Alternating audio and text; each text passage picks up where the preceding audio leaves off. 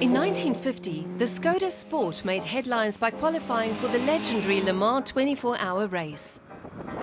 And the Czechoslovakian team stunningly held on to second place before an engine failure cut short their dreams. Drivers race for their cars as Europe's most grueling car race begins. It's 24 hours non-stop with 2 drivers to each car. 70 years on, and Skoda have restored that legacy. For former Motorsport star Hans Joachim Stuck, the car remains a milestone in automotive design. A 2-time Le Mans winner, he sees the passion and ingenuity behind the works team back then as nothing short of remarkable. The heroes of old. Look at the conditions and the cars they had. Absolutely basic technology. No power steering, no safety belts, no telemetry or pit radio. It was all do-it-yourself. They did the repairs themselves on the track.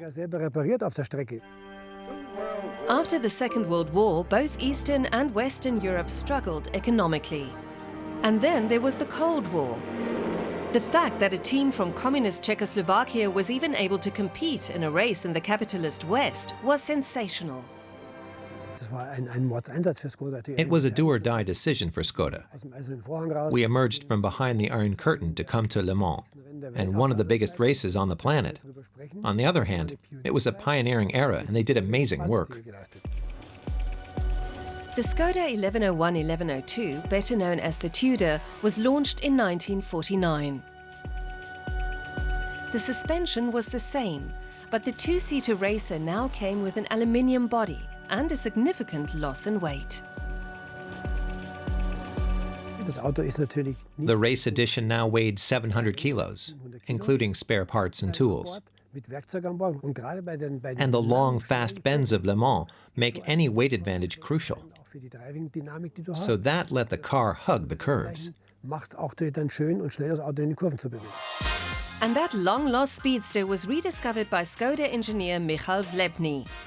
It was his own grandfather, Josef VELEBNY, who had passed on the original blueprints.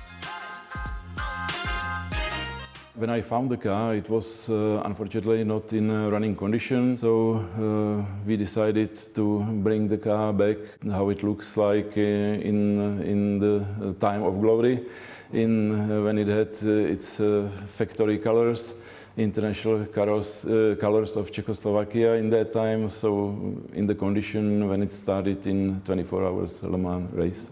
The legend of Le Mans stems from being one of the 3 biggest races in the world, 24 hours, twice around the clock.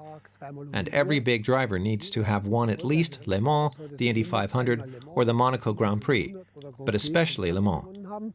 Think of the teamwork. You're not just up for 24 hours. Le Mans lasts almost 48 hours. You get up at 7 a.m. on Saturday, then you drive through the night before the finish, and the awards ceremony, and suddenly it's Sunday evening. It's been almost 48 hours. All that together makes Le Mans simply unique. Back then, the cars hit 140 kilometers per hour max. For Hans Joachim Stuck, it's still the ultimate ride. Just look at the steering wheel. You know exactly what the car is doing. You can feel it in your seat. The suspension and the transmission. The straight-toothed, unsynchronized transmission. That's driving, pure and simple. 1950 would prove to be Skoda's first and to date last appearance at Le Mans. And then it was over. What a shame. And all because of this tiny part, a piston pin retainer clip. When this breaks, it means major damage. June 25th, 1950. And that's what cost them a top finish. What a shame.